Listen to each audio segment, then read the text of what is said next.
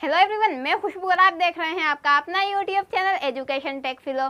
तो आज की वीडियो में मैं आपके लिए लेकर आई हूँ क्लास 12 की पॉलिटिकल साइंस का चैप्टर 4 जिसका नाम है सत्ता के वैकल्पिक केंद्र। अब तक हम 3 चैप्टर्स को कवर कर चुके हैं। अगर आपने वो वीडियो नहीं देखी तो नीचे डिस्क्रिप्शन में ऊपर कार्ड में आपको उनका लिंक मिल जाएगा, तो आप उन वीडियो का ज़रूर देखिए। हम 12th क्लास की हिस्ट्री की भी बुक कवर कर रहे हैं, तो आप उसकी भी वीडियोस देख सकते हैं।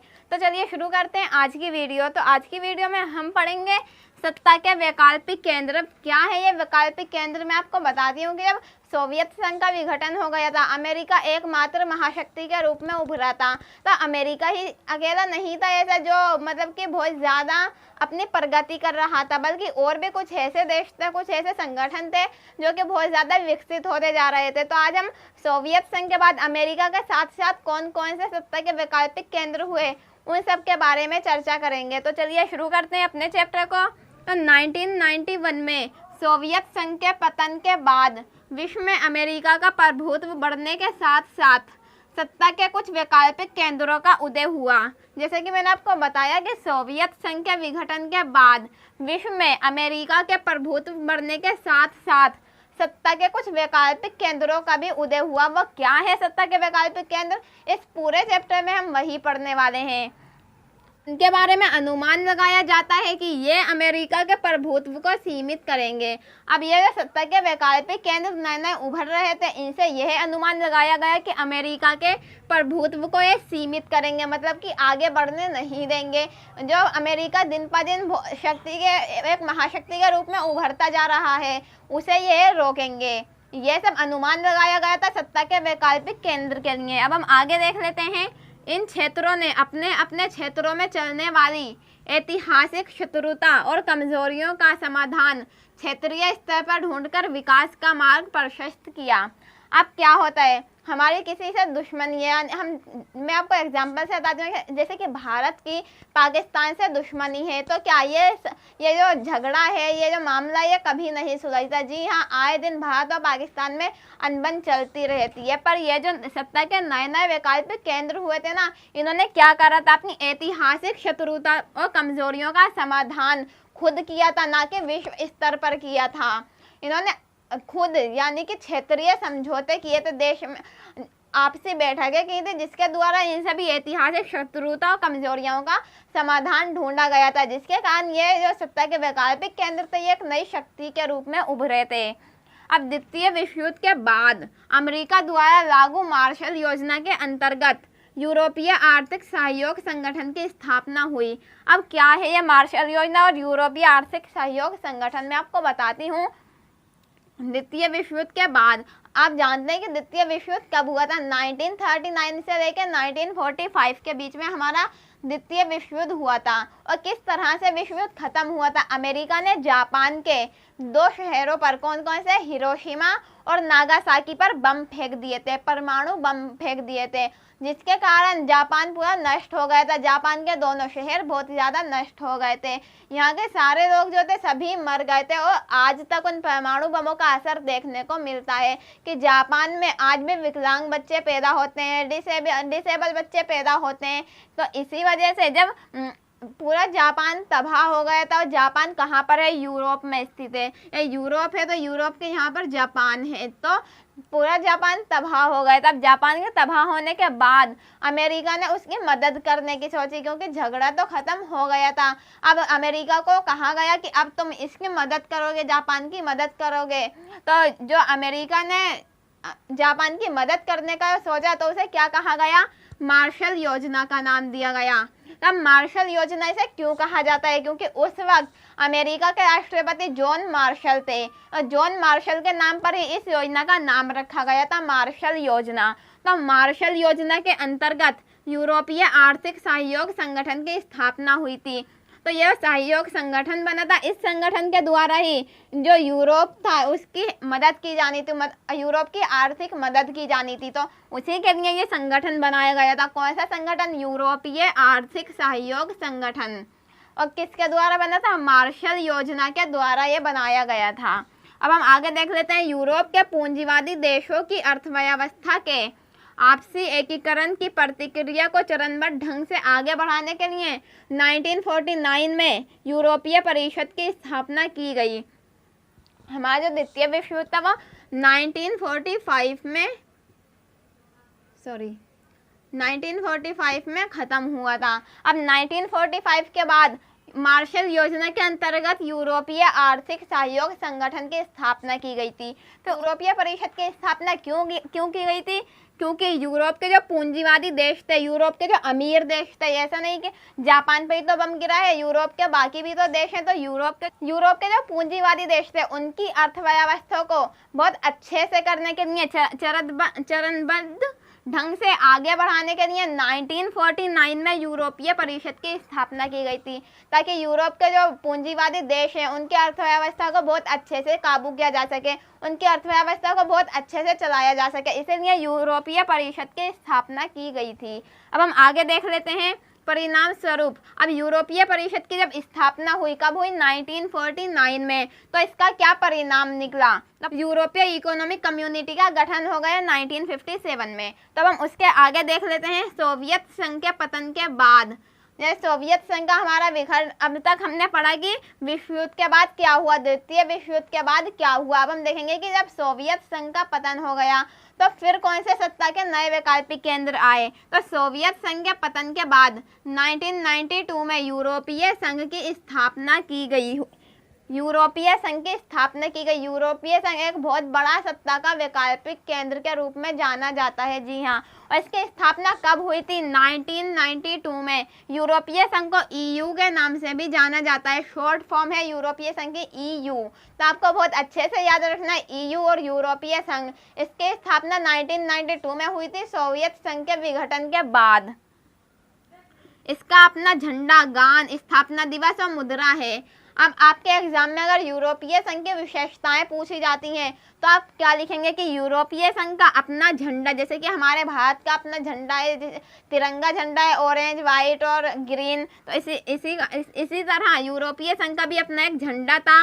गान, जैसे कि हमारा राष्ट्रीय गान है नेशनल एंथम, उसी तरह से यूरोप का भी एक गान था। स्थापना दिवस, यानी कि जब यूरोपीय संघ बनाया गया था उस दिन को स्थापना दिवस के रूप में सेलिब्रेट किया जाता था। अपनी मुद्रा है। जी हाँ, यूरोपीय संघ की अपनी मुद्रा भी है। जैसे अमेरिका की अपनी मुद्रा है कौन सी? डॉलर। उसी तरह से यूरोपीय संघ की भी एक अपनी मुद्रा है। कौन सी मुद्रा? उस मुद्रा को यूरो के नाम से जाना जाता है। यूरो है यूरोपीय संघ की मुद्रा। अब हम आगे देख लेते हैं। यूरोपीय संघ 2005 में दुनिया की सबसे बड़ी अर्थव्यवस्था थी। जी हाँ, यूरोपीय संघ जो है सत्ता का वैकल्पिक केंद्र के नाम से सबसे महत्वपूर्ण माना जाता है।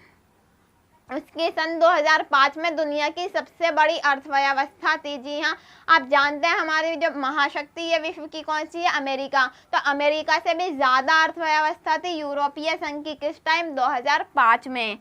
इसका सकल घरेलू उत्पाद, यानी कि सकल घरेलू उत्पाद को हम इंग्लिश में कहते हैं GDP।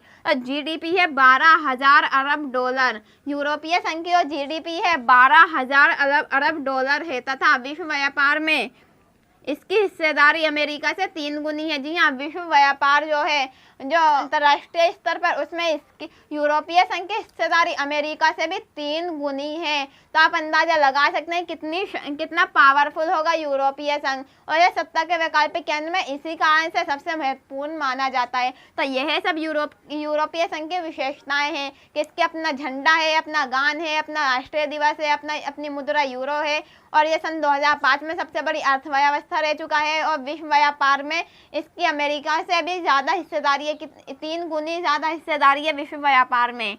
और इसकी मुद्रा यूरो अमेरिकी डॉलर के लिए खतरा बन सकती है। जी हाँ, आने वाले वक्त में, आने वाले टाइम में यूरोपीय संघ की मुद्रा यूरो अमेरिकी डॉलर के लिए खतरा भी बन सकती है। इसके भी अनुमान लगाए जा रहे हैं। जी हाँ, कि अमेरिकी डॉलर जो है उनके सामने यूरो मुद्रा की ज़्यादा वैल्यू हो सकती है। अब हम आगे देखते हैं। यूरोपीय संघ के पास दुनिया की दूसरे सबसे बड़ी सेना है। हमारी सबसे बड़ी सेना किसके पास है? महाशक्ति के पास, यानी कि अमेरिका के पास। और दूसरी सबसे बड़ी सेना यूरोपीय संघ के पास है। जी हाँ, अमेरिका से जो सेकंड नंबर पे आता है वो यूरोपीय संघ आता है विश्व की सेना में, सबसे ज़्यादा सेना में। हम देख लेते हैं आगे।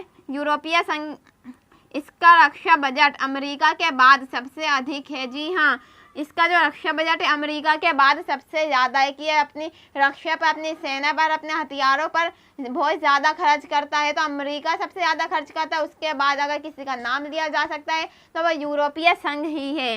इसके दो देश, जो यूरोपीय संघ है, इसके दो देश ब्रिटेन और फ्रांस के पास परमाणु हथियार है। जी हाँ, यूरोपीय संघ के दो देश ब्रिटेन और फ्रांस के पास परमाणु हथियार हैं। और कितने हैं? जिनकी संख्या लगभग 550 है, या 550 के आसपास है परमाणु हथियार ब्रिटेन के और फ्रांस के पास में। अंतरिक्ष व प्रौद्योगिकी के मामले में यूएई का दुनिया में दूसरा स्थान है। जी हाँ, अंतरिक्ष यानी कि अंतरिक्ष में रॉकेट जाते हैं। अभी मंगलयान पे हमारा भारत का भी रॉकेट गया था पर वह सफल नहीं हो पाया। इसी तरह से अंतरिक्ष व प्रौद्योगिकी यानी कि टेक्निक के क्षेत्र में यूरोपीय संघ का दूसरा स्थान है, विश्व में दूसरा स्थान है। और ब्रिटेन और फ्रांस सुरक्षा परिषद के स्थायी सदस्य हैं। आप जानते हैं सुरक्षा परिषद जो हमारा सेल्फ डिपार्टमेंट है विश्व का, उसके स्थायी सदस्य यानी कि परमानेंट सदस्य हैं कौन? ब्रिटेन और फ्रांस। और ब्रिटेन फ्रांस क्या है? जो यूरोपीय संघ के भी एक सदस्य हैं, सदस्य देश हैं। तो आई होप आपको यूरोपीय संघ के बारे में बहुत अच्छे से समझ आया होगा कि यूरोपीय संघ की स्थापना कब हुई थी, कैसे हुई थी, इसकी क्या क्या विशेषताएं हैं। तो हम आगे देख लेते हैं यूरोपीय संघ के गठन के उद्देश्य। हमने यह तो पढ़ा कि यूरोपीय संघ का गठन कब हुआ था, क्यों और कैसे हुआ था। अब हम ये देखें कि यूरोपीय संघ का गठन क्यों किया गया था, यूरोपीय संघ का गठन के लिए क्या क्या उद्देश्य थे। तो चलिए जान लेते हैं उद्देश्यों को भी। एक समान विदेश व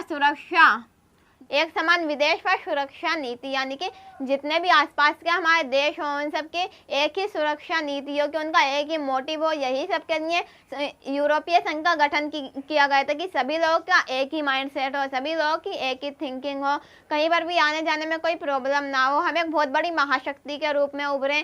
तो इसी उद्देश्य से यूरोपीय संघ का गठन किया गया था। और सेकंड देख लेते हैं हम, आंतरिक मामलों तथा न्याय से जुड़े मामलों पर सहयोग। यूरोपीय संघ जो था आंतरिक मामलों और न्याय से जुड़े मामलों पर अपना सहयोग देना चाहता था, अपने सहयोग इन सब मामलों से जुड़ना चाहता था। तो इसीलिए यूरोपीय संघ का गठन किया गया था। जैसे कि मैंने आपको अभी भी बताया था कि यूरोपीय संघ जो थे इन्होंने अपने देश के आंतरिक मामले थे, ऐतिहासिक विवाद थे, उन सबको सुलझाने के लिए बहुत ज़्यादा प्रयास किया था।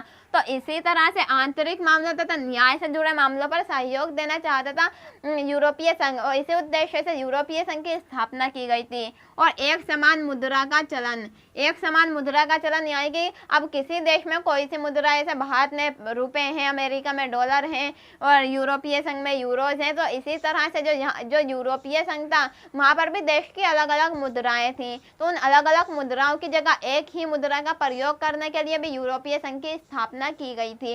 उसके बाद मतलब कि जितने भी देश यूरोपीय संघ में शामिल हुए उन सब की मुद्रा को चेंज करके क्या लाया गया? यूरो मुद्रा लाई गई थी। जो यूरो मुद्रा अमेरिकी डॉलर के लिए भी खतरा बन सकती है। और आगे वीज़ा मुक्त आवागमन।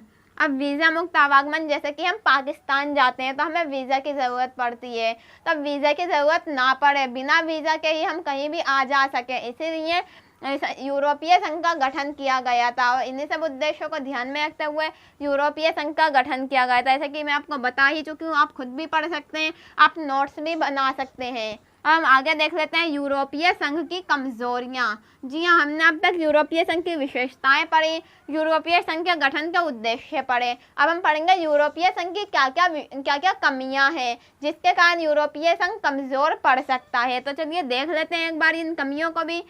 इसके सदस्य देशों की अपनी विदेश और रक्षा नीति है। हम ऊपर भी पढ़ चुके हैं इसके उद्देश्य के गठन, जो यूरोपीय संघ का गठन किया गया था उसके उद्देश्य में भी हम पढ़ चुके हैं कि एक समान विदेश और सुरक्षा नीति। पर जब सभी देशों की एक समान सुरक्षा विदेश नीति होगी तो उनमें कुछ मतभेद भी होंगे।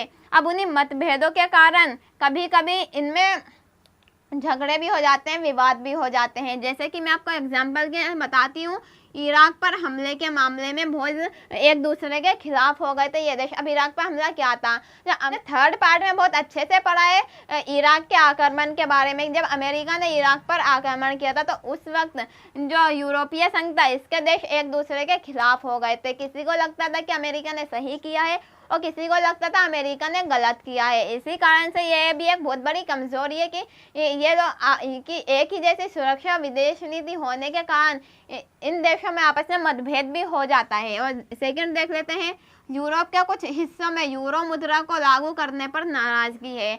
अब ऐसा तो नहीं है कि सभी लोगों की एक ही थिंकिंग हो, सभी लोगों की सहमति हो, ऐसा कभी नहीं होता। मैं आपको एग्जांपल की सहायता से बताती हूँ। ऐसे हमारा इंडिया है, इंडिया में क्या लोग अलग अलग लैंग्वेज बोलते हैं। अब हम सोचें कि हम एक ऐसा संगठन बनाएं जिसे सारे राज्यों में एक ही भाषा का प्रयोग किया जाए, तो क्या ऐसा हो सकता है? नहीं, बिल्कुल भी नहीं। कुछ राज्य राजी होंगे इस बात के लिए, पर कुछ राज्य मना करेंगे। जैसे कि अब हमने एग्जाम्पल के लिए लिया, केरला ले लिया हमने, केरल कि केरल में भी हम हिंदी भाषा का प्रयोग करेंगे, पर ऐसा नहीं होगा। केरल वाले लोग क्या करेंगे, कन्नड़ भाषा का यूज़ करेंगे, केरल की भाषा का यूज़ करेंगे और वो हिंदी के लिए राजी नहीं होंगे। तो इसी तरह से यूरोपीय संघ के भी कुछ देश ऐसे थे जो यूरो मुद्रा को लेकर खिलाफ थे कि हम यूरो मुद्रा का प्रचलन नहीं करेंगे, हमारी जो मुद्रा है हम उसी का प्रचलन करेंगे, उसी को लागू करेंगे।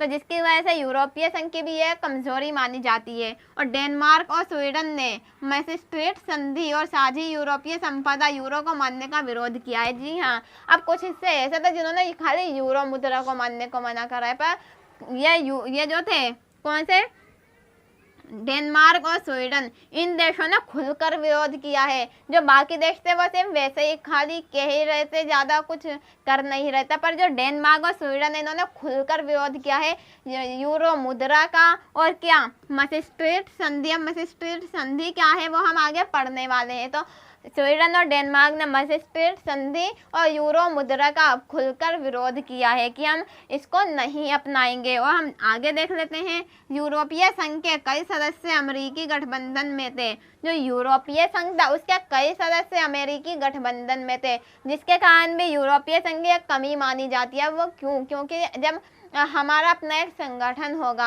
और उसके कुछ लोग किसी दूसरे संगठन से मिल जाएंगे तो वो क्या करेंगे, वो उस संगठन के लिए भी अच्छा सोचेंगे। तो उस संगठन के लिए अच्छा सोचेंगे तो हम अपने संगठन को कैसे आगे बढ़ा सकते हैं, हम कोई काम खुलकर कर ही नहीं पाएंगे। तो इसी वजह से ये भी एक बहुत बड़ी कमजोरी मानी जाती है कि यूरोपीय संघ के कई सदस्य अमेरिकी गठबंधन में भी शामिल थे। अब हम आगे देख लेते हैं, ब्रिटेन यूरोपीय संघ से जून 2016 में एक जनमत संग्रह के द्वारा अलग हो गया था। जी हाँ, हमने यहाँ क्या पढ़ा था, यूरोपीय संघ की विशेषताओं में हमने क्या पढ़ा था कि यूरोपीय संघ के 2 सदस्य ब्रिटेन और फ्रांस क्या इनका परमाणु संपन्न है और ये सुरक्षा परिषद के स्थायी सदस्य हैं। पर जून 2016 में यूरोपीय संघ से कौन, ब्रिटेन अलग हो गया था। जी हाँ, ब्रिटेन 2016 में यूरोपीय संघ से अलग हो गया। तो आप समझ सकते हैं कि यूरोपीय संघ का कितना नुकसान हुआ कि एक परमाणु संपन्न देश सुरक्षा परिषद का स्थायी सदस्य जब उससे अलग हो जाएगा